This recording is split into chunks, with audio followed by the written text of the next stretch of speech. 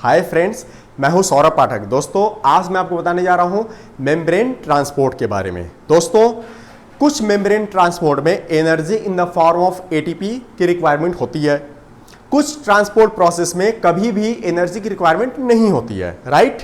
अब दोस्तों एनर्जी की रिक्वायरमेंट एटीपी के फॉर्म में होती है। मैंने बोला एटीपी क्या है, एडिनोसिन ट्राइफॉस्फेट, राइट। दोस्तों एटीपी को energy currency of the cell बोलते हैं, राइट।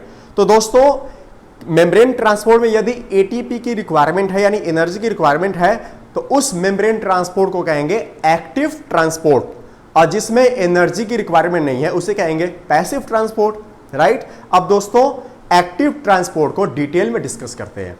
एक्टिव ट्रांसपोर्ट तीन प्रकार का होता है, primary active transport, secondary active transport, vesicular transport, right. Primary active transport में एग्जांपल है sodium potassium ATPase, calcium ATPase, proton pump, right. अब दोस्तों सेकेंडरी एक्टिव ट्रांसपोर्ट पे आते हैं। सेकेंडरी एक्टिव ट्रांसपोर्ट में दो या दो से ज्यादा मॉलिक्यूल्स ट्रांसपोर्ट होते हैं। अब दो या दो से ज्यादा मॉलिक्यूल दो तरह से ट्रांसपोर्ट हो सकते हैं, या तो सेम डायरेक्शन में या फिर अपोजिट डायरेक्शन में, राइट। अगर सेम डायरेक्शन में हो रहे हैं तो उन्हें कहते हैं को ट्रांसपोर्टर या सिम्पोर्टर, COTRANSPORTER, को ट्रांसपोर्टर या सिम्पोर्टर, SYMPORTER। और यदि दो या दो से ज्यादा मॉलिक्यूल अपोजिट डायरेक्शन में ट्रांसपोर्ट हो रहे हैं तो उसे क्या कहेंगे, एक्सचेंजर या फिर एंटीपोर्टर, ANTIPORTER, एंटीपोर्टर, राइट। दोस्तों सेकेंडरी में जो आपने को ट्रांसपोर्टर बताया उसके एग्जांपल है सोडियम ग्लूकोज को ट्रांसपोर्टर, सोडियम पोटेशियम क्लोराइड को ट्रांसपोर्टर, सोडियम आयोडाइड को ट्रांसपोर्टर, राइट। और एंटीपोर्टर का एग्जांपल है क्लोराइड बाइकार्बोनेट एंटीपोर्टर या एक्सचेंजर, राइट। तीसरा होता है दोस्तों वेसिकुलर ट्रांसपोर्ट, राइट। अब दोस्तों आते हैं प्राइमरी एक्टिव ट्रांसपोर्ट पर। इसमें एग्जांपल मैंने पहला क्या बताया, sodium potassium ATPase, right. Sodium potassium ATPase को डिस्कस करते हैं।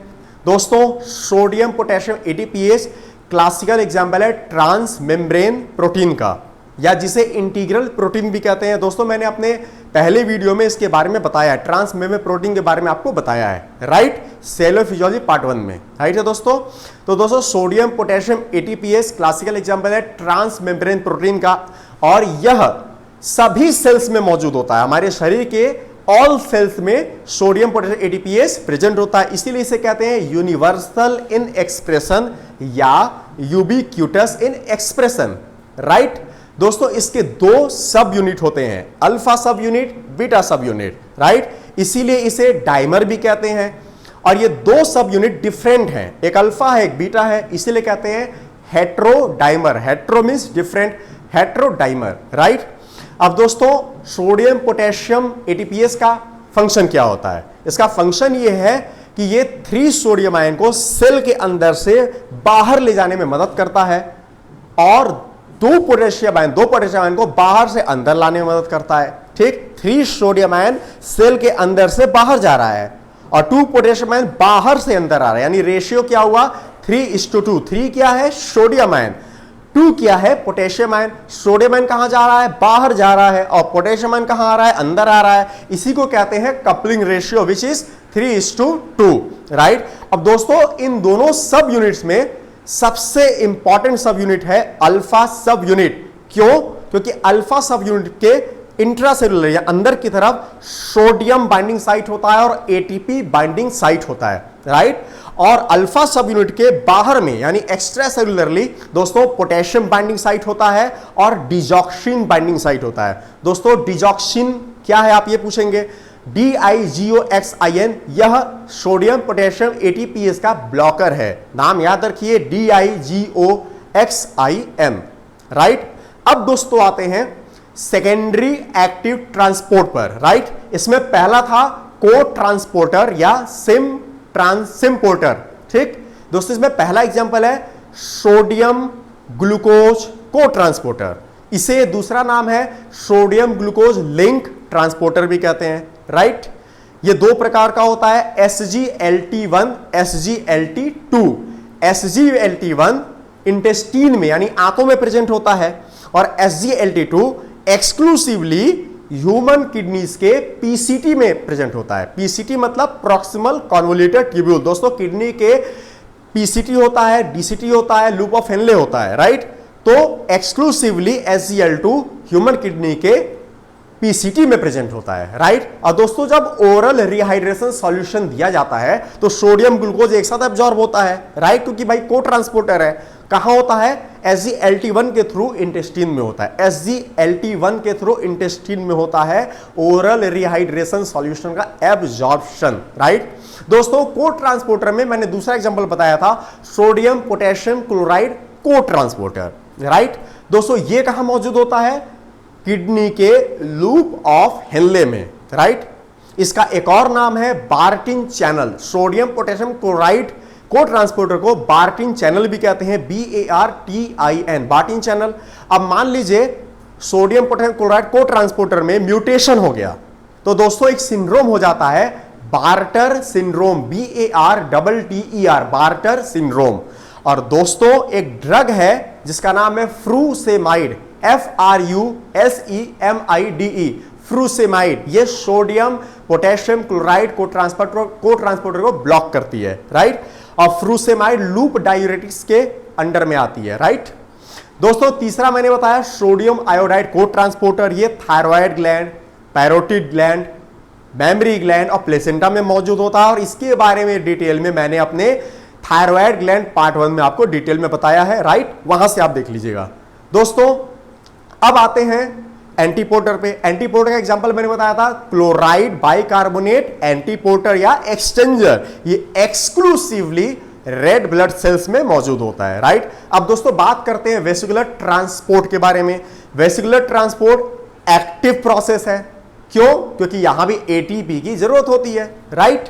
दोस्तों इस प्रोसेस में जो सब्सटेंसेज हैं वो वेसाइकल्स के फॉर्म में ट्रांसपोर्ट होते हैं, VESICLES, वेसाइकल्स के फॉर्म में ट्रांसपोर्ट होते हैं, राइट।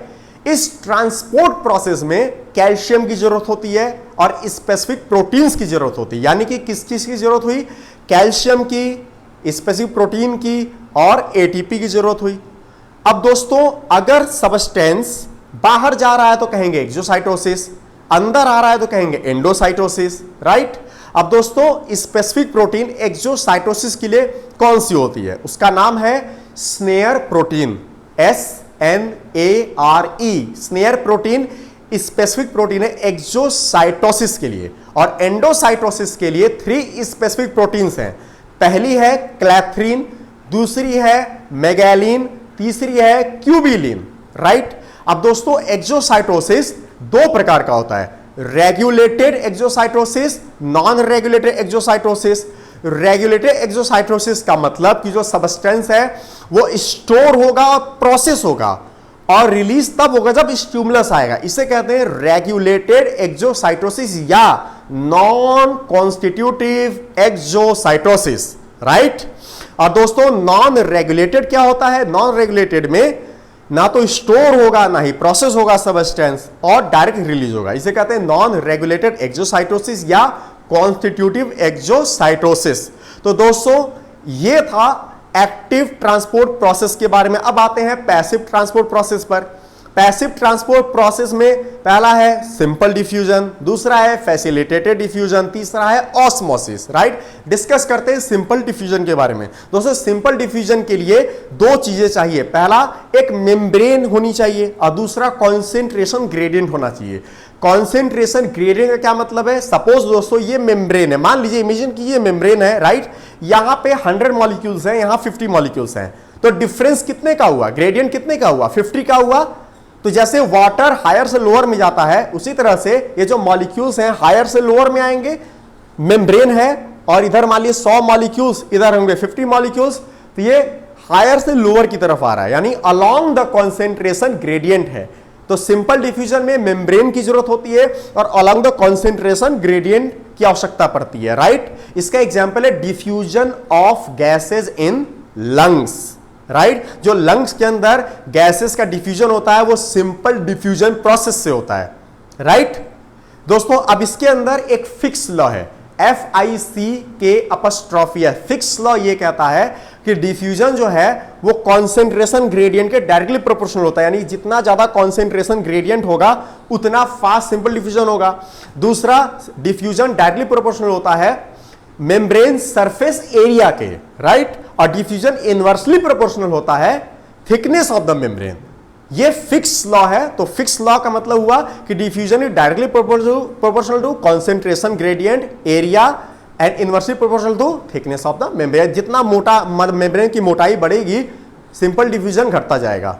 और दोस्तों ये फिक्स लॉ है। और दोस्तों एक और चीज की डिफ्यूजन जो होता है, simple diffusion directly proportional to lipid solubility, यानी जो सबस्टेंस जो मॉलिक्यूल लिपिड में जितना घुलेगा सॉल्युबल होगा उसका डिफ्यूजन उतना ज्यादा होगा। और साइज के इनवर्सली होता है, यानी साइज जितना बड़ा डिफ्यूजन उतना कम, साइज जितना छोटा डिफ्यूजन उतना ज्यादा, यानी इनवर्सली प्रोपोर्शनल हुआ, राइट। अब दोस्तों आते हैं फैसिलिटेटेड डिफ्यूजन में। दोस्तों फैसिलिटेटेड डिफ्यूजन में भी एनर्जी की रिक्वायरमेंट नहीं होती है, राइट। जैसे सिंपल में भी एनर्जी की रिक्वायरमेंट नहीं थी, इसी तरह फैसिलिटेटेड डिफ्यूजन में भी एनर्जी की रिक्वायरमेंट नहीं है एटीपी के फॉर्म में, राइट। लेकिन दोस्तों यहां सिंपल डिफ्यूजन और फैसिलिटेटेड डिफ्यूजन में अंतर यह है कि सिंपल डिफ्यूजन में कोई भी कैरियर प्रोटीन नहीं चाहिए थी, वो अलाउंग द कॉन्सेंट्रेशन ग्रेडियंट हो रहा था। लेकिन फैसिलिटेटेड डिफ्यूजन में कैरियर प्रोटीन की आवश्यकता होती है। मैं फिर से रिपीट कर रहा हूं, फैसिलिटेटेड डिफ्यूजन में कैरियर प्रोटीन की जरूरत होती है, इसलिए इसको फैसिलिटेटेड कहते हैं, राइट। इसके एग्जाम्पल है ग्लूकोज। ग्लूकोज का जो ट्रांसपोर्ट होता है, मूवमेंट होता है, वो होता है ग्लूट्स की मदद से। ग्लूट्स कैरियर प्रोटीन है, GLUTS, ग्लूट्स की मदद से। और वाटर जिन कैरियर प्रोटीन्स के माध्यम से मूव करती हैं उसका नाम है एक्वापोरिन्स, राइट दोस्तों। दोस्तों तीसरा है ऑस्मोसिस। यह भी पैसिव प्रोसेस है, राइट। इसमें क्या होता है कि जहां जहां सोडियम जाएगा वहां वहां वाटर जाएगा, जहां जहां सोडियम जा रहा है वहां वहां वाटर भी जा रहा है, इसीलिए वाटर को हच डॉग ऑफ सोडियम कहते हैं। वाटर को हच डॉग ऑफ सोडियम कहते हैं, राइट। तो ये पैसिव प्रोसेस है, राइट। और ऑस्मोसिस की जो यूनिट होती है वो होती है मिली ऑस्मोल, ऑस्मोल या मिली ऑस्मोल, राइट। अब दोस्तों दो टर्म में डिफरेंस जान लीजिए, ऑस्मोलैरिटी और osmolality, right. Larity, lality. Osmolarity का मतलब होता है milliosmoles of osmotically active substances per litre, और ऑस्मोलैलिटी होता है milliosmoles of osmotically active substances या molecules per kilogram of solvent, per kilogram of solvent, right. तो पर किलोग्राम ऑफ सॉल्वेंट आएगा ऑस्मोलैलिटी के अंदर, ठीक है। मैं फिर से रिपीट कर देता हूं, ऑस्मोलैलिटी का मतलब होता है milliosmoles of osmotically active solute per litre, और ऑस्मोलैलिटी है milliosmoles of osmotically active solute per kilogram of solvent, right. और दोस्तों नॉर्मल प्लाज्मा ऑस्मोलैरिटी 280 से लेकर के 300 मिली ऑस्मोल्स पर लीटर होती है। तो दोस्तों मैंने आपको एक्टिव और पैसिव के बारे में डिटेल में बताया है। दोस्तों आशा करता हूं आपको मेरा वीडियो पसंद आएगा। Thank you.